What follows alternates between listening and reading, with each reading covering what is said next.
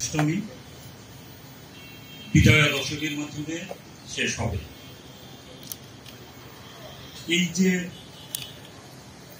প্রক্রিয়া 5 দিনের, সেটা হিন্দু সম্প্রদায়ের ভাই বোনেরা যাতে নিরাপদে নিরবিচ্ছিন্নভাবে সম্পন্ন করতে পারে, তার জন্য অন্যান্য আইন শৃঙ্খলা রক্ষাকারী বাহিনী, পুলিশ, সেনাবাহিনী, বিজিবি, আনসার সবার পাশাপাশি র্যাপিড অ্যাকশন ব্যাটালিয়ন 3 স্তরে নিরাপত্তা ব্যবস্থা গ্রহণ করেছে।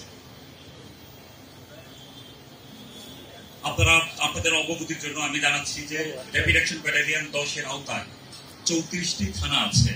এই 34টি থানায় মোট 1242টি পূজা মণ্ডপ আছে। তার মধ্যে আমি যেটা দেখেছি যে ফরিদপুর জেলাতেই আছে 757টি পূজা মণ্ডপ। অর্থাৎ ফরিদপুর জেলাটা কিন্তু খুবই গুরুত্বপূর্ণ। এখানে অনেক সংখ্যক পূজা মণ্ডপ আছে। এখানে আমি যে নিরাপত্তার বিষয়ে যেটা বলছিলাম, যে আমাদের একটা প্রথম স্তরের নিরাপত্তা সেটা হলো আমাদের যে পেট্রোল টিম পরিদর্শন করছে, পরিদর্শন করে যারা আয়োজক আছে আয়োজকদের সাথে তাদেরকে পরামর্শ দিচ্ছে, এবং বিভিন্ন পূজা মণ্ডপে আমাদের যে কন্ট্যাক্ট নাম্বার, জরুরি প্রয়োজনে যোগাযোগ করতে পারে সেই ফোন নাম্বারটাও তাদেরকে দিয়ে আসা হচ্ছে। আর দ্বিতীয় স্তর হলো আমাদের ইন্টেলিজেন্স টিম সিভিল পোশাকে, তারা বিভিন্ন পূজা মণ্ডপ পর্যবেক্ষণ করছে। পূজা মণ্ডপের আশপাশ এরিয়া কেউ যদি কোনো প্রকার অসাম্প্রদায়িক কর্মকাণ্ড যদি ঘটাতে চায়, সাম্প্রদায়িক সম্প্রীতি যদি বিনষ্ট করতে চায়, তাহলে সেই তথ্যটা আমরা খুব দ্রুত পেয়ে যাব, আমরা সেই অনুযায়ী ব্যবস্থা নেব।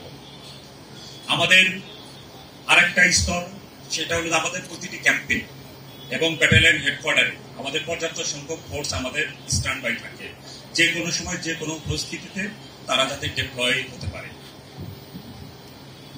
আমার পক্ষ থেকে যারা আয়োজক কমিটি আছে, প্রত্যেকের প্রতি আমার নিবেদন থাকবে যে আপনাদের পূজা মণ্ডপ যেন সবসময় আলোকিত অবস্থায় থাকে। রাত্রিবেলা পূজা মণ্ডপে সিসি ক্যামেরাগুলো আপনারা পর্যবেক্ষণ করবেন, যে সিসি ক্যামেরা যেগুলো লাগিয়েছেন সেগুলো ঠিকভাবে ওয়ার্ক হচ্ছে কিনা, কোনোভাবে ডিসকানেক্টেড হচ্ছে কিনা।